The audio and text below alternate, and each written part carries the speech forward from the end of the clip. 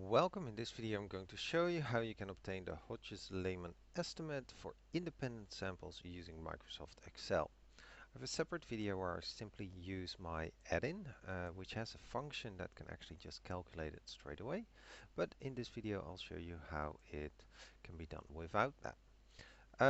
I have some example data here with two categories, national and international, and each of them had a score. The first thing I did was I split this up into two. So this is checking if it's the first category, then it will put it in column C.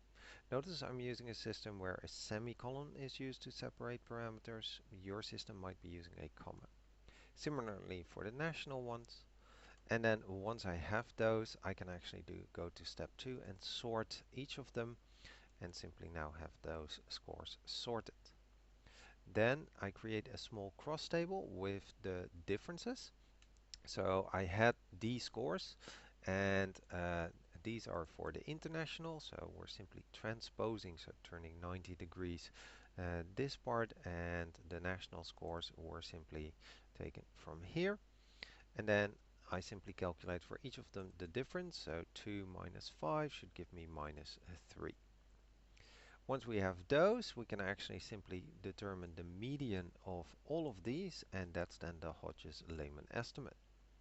Alternatively, you can use a cross table. So for example, here I have a different example with male and female as the two categories, and then mixed number of activities, which as you can see range from far too little to far too much.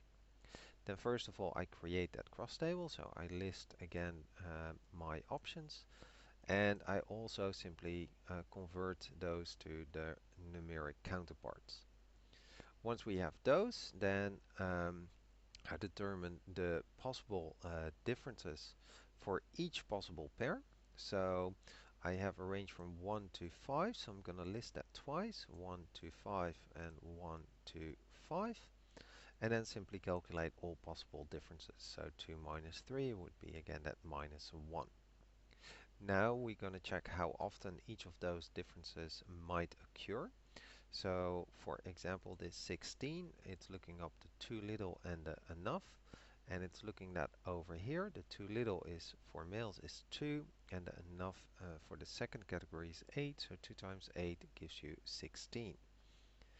Then we actually combine the two, so I'll list all possible differences.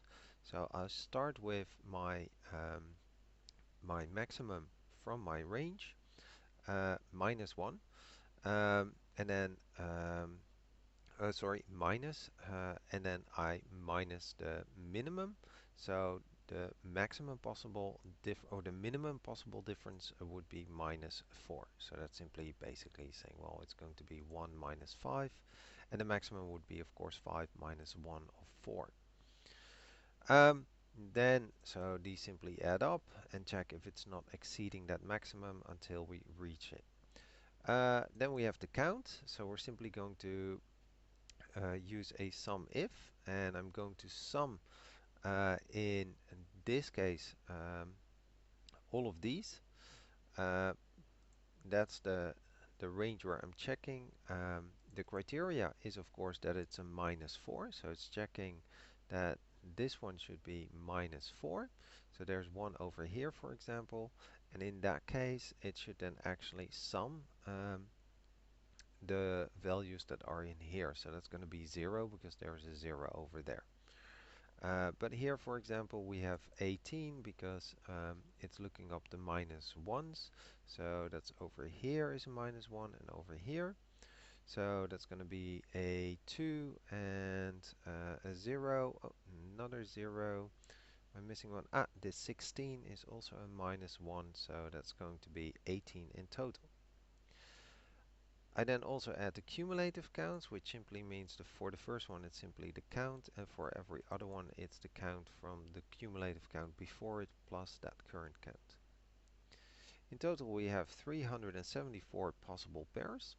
The median would be then at you add one and then divide by 2, so it would be the 187.5th score. And we can then actually look that up by using our cumulative counts, and then finding the corresponding difference that belong to that. So 187 should give me, in this case, the 1, because it's going to be one of these 295, and then we end up there. Alright, I hope this video was somewhat helpful.